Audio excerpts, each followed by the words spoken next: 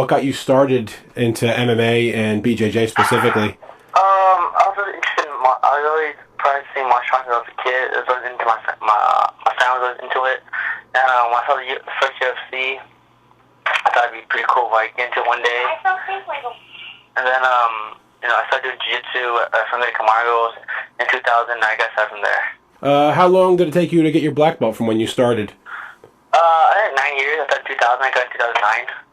The Brazilian Jiu-Jitsu community, or the art, really kind of swept across America after the UFC and kind of took wide acceptance here. Do you find that in the Asian American community, has it received the same acceptance, or is there any kind of resistance to it at all because of more traditional martial arts being based in that area?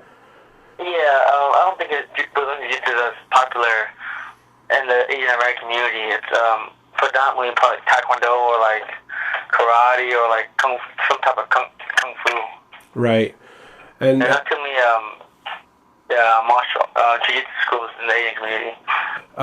What led to you being on TUF? I know that you had competed in the WEC before. What was the path that took you there? I was supposed to compete in it back in like season 5, but then something came up and like I let Andy Wayne take my spot. So I figured later it'd be better. Let the show develop and let mixed martial arts develop as a whole.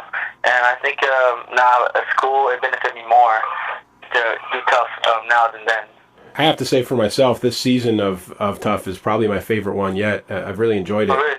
Oh, thank you very much. Yeah, you guys. You enjoyed the 2-hour final episode. It's good for you guys, but really bad for me. Good for viewers to watch. Too much unnecessary drama for me.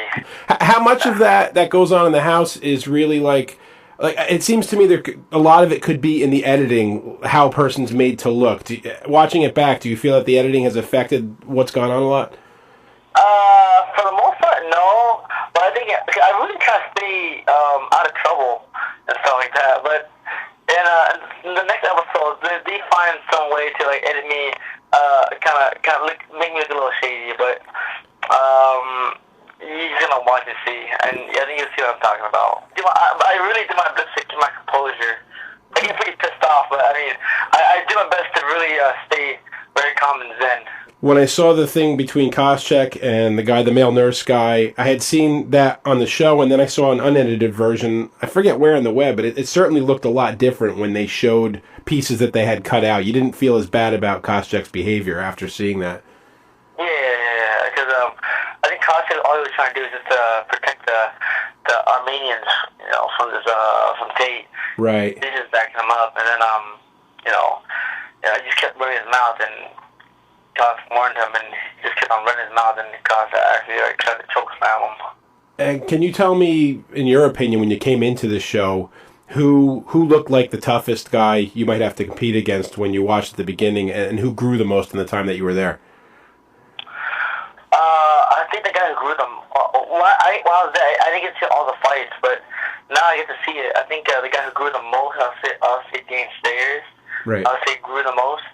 He was awesome against Stakovichin, because people thought he was going to get run over. And I think from the beginning, I think everyone thought it was either Margaret Johnson or Jonathan Brookins. Everyone thought those guys were the guys to beat. Is there anything you could tell us about being on this show that an average fan just would never know, that you'd have to be there to know it? Oh, man. Sanity. People don't know. Like, sometimes people don't know why some of the fighters act the way they do. And you have to kind of imagine, like, it's almost worse than jail, I say. Or it's just as bad. There's no social entertainment. There's no TV. There's no phone. There's no internet. Right. There's no visitors.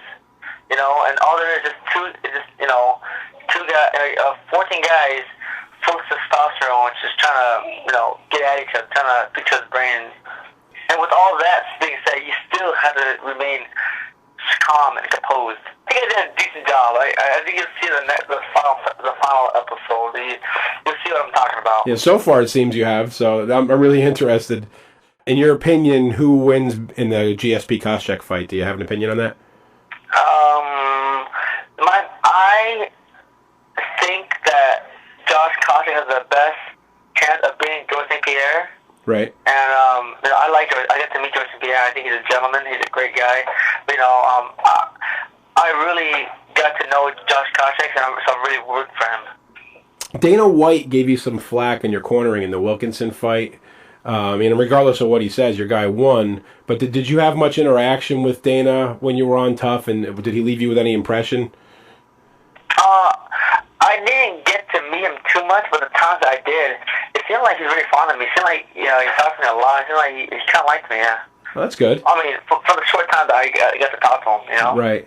And do you plan to drop back down to 145 now that that's going to be included in the UFC once this is all over? Yeah, definitely. I plan to go back to 145 after the show, no matter how well or poorly I do. Well, hey, I really appreciate your time. Thanks for letting me call. Oh, yeah, no problem. And one more thing. Sure. I always told all the interviewers, the closer we get to the end of the show, the further the show goes, well, it's not at the end. You know what I'm talking about now. Yes. The closer I get to Josh Koscheck, that's why I always speak so highly of Josh Koscheck. Right. The further I get from my own teammates, the yellow team, and then the closer I get to the red team. And this last episode will explain everything. I just hope that whoever knows me well and just believes me, and please don't believe too much of the editing. I really try to portray myself as a good person, and